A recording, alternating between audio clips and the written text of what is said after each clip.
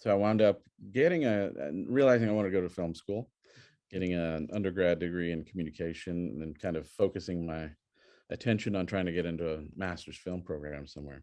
Right. And so I started doing my research, and at the time, Richard Portman was at Florida State, and I certainly knew his history of, and his father's. I later learned of, going all the way back to the beginning of film sound. And, so I got into that program and spent a couple of years just kind of hanging out with Richard and trying to soak up as much as I could. And graduation came, and Richard and I was talking. It's like, I really want to do this, and he said, well, let me see what I can do.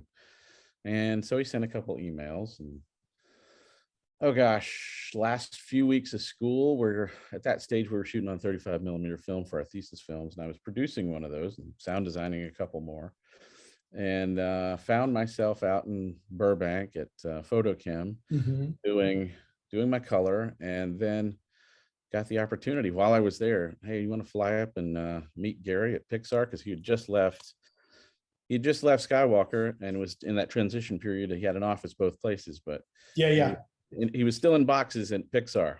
And so I went up there, and EJ Holloway was another student at FSU at the time at Pixar. And so sitting in the office, basically Gary said, I'll tell you, like I told EJ, if you're good enough for Portman, you're good enough for me. So so that opened the door. I mean, Richard kicked open the door for me. And so I started out at Pixar doing anything and whatever they wanted me to do. Night shift, doing special features for DVDs, for The Incredibles, and story reel work on Cars before.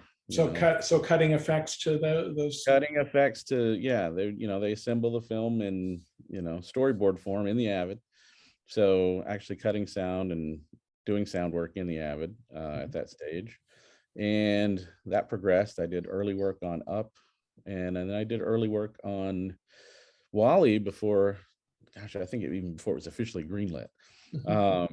And was Ben on at that point, or? No, he wasn't. No. Wow. And at some point I made that statement. I was like, you know what? You just need to hire Ben Burtt. This is right in his wheelhouse. I kid him about that, but he'd already those wheels were already in motion long before I said it. So yeah, no, those guys were huge fans of his. I'm sure they had already. Yeah. So and that led to work at Skywalker. Went over there and did some stuff with Tom Myers. Later on was asked by Randy Tom if I wanted to be his assistant. And I was like, yes, of course. I tried to say it like Randy, yes, of course. And then Ben asked me to come back around to Wall-E and cut effects on that. So I spent a couple of years as an assistant and working for Randy, and then Ben said, you want to cut the sound effects on Wall-E? I was like, yes, of course. And from there, just kind of kept rolling. Little odds and ends along the way that I'm probably glossing over, but one thing led to another, and it was just kind of a thing that just kept happening. Absolutely. Like I said, Treg Brown was a brilliant artist at finding sounds in the real world and juxtaposing them in the cartoon world, and switching the outcome of the use of the sound, which made it just perfect. Yeah, the juxtapositions were just astonishing sometimes, and just how well they work, to drive home comedic beats and action and everything else, and the way it worked with the score, the Carl Stalling stuff. It just was like, it was just perfect. It's just a language in and of itself. Right.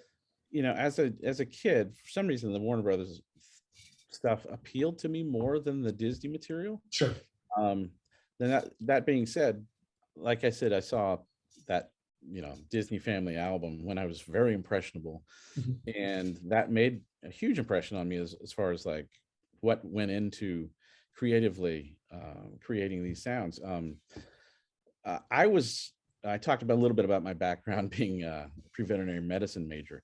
I was really a musician, and somewhere in high school I really got into theater and sound and music, and so that very quickly veered in college, uh, like after a semester. Um, and you know, I think Jimmy McDonald's musicianship is what really drove the style of the Disney cartoons. Sure. He was a musician, and whether it's tuning brake drums, you could tell there's a musician driving those sound effects. And I think a lot of really great sound effects people have that ear, Yeah. the ear of a musician. Sure. And I think certainly it's helped me. But Jimmy McDonald, was kind of a genius at those contraptions and finding the musicality and props that, that takes a special ear that definitely not everybody has. But So you worked on one of the newer Star Trek films. Now talk about another legacy of sound effect. I mean, were you a fan of the original Star Trek? Did you watch it as a kid? Definitely a fan of the original series, and then semi fan of Next Generation. Yeah. Not as big a fan as the original, incarnation. Sure. No, me too. Absolutely. But yeah, just to my involvement in that kind of I worked on the Into Darkness. Mhm. And Ben had been asked to come on to the first one that that they did, kind of later in the game. But well, a lot of people were. yeah. But what got my interest peaked in that was trying to recreate the transporter sound. Uh-huh. And Ben had, of course, done a lot of research and talked to as many people as he could, and Doug Grindstaff and Yes. Jack Cookerly, and that's another one of those where it's like you see it written up all the time. And Jack Cookerly in his magic box, Yeah, the organ box. Yep. the organ box, but what was it, and Yeah. even he, I don't think could really describe it, other than well, it was fascinating because I even got a call from Ben and shared some of my research with him, which wasn't a huge amount, but it was later on that they unearthed all the music masters to do that box set of CDs, and they found all those sound effects masters and realized it was the music department that recorded them. Again, it was the music department. yeah, and they had all those masters. We only had like the edited, editors versions of them, but to hear all the raw. Jack Cookerly was kind of known for that at that point, as far as being the guy to go to for kind of that space type otherworldly sounds he could generate from his organ, so yeah, we kind of had a go at it, and that was fun. And then we had a Hammond organ that we cooked up some of what sounded like the original, the tritone or the key formations, and the drawbars where those had to be exactly, and got pretty close. So that was fun, and then that led to me working on the second one, In the Darkness. And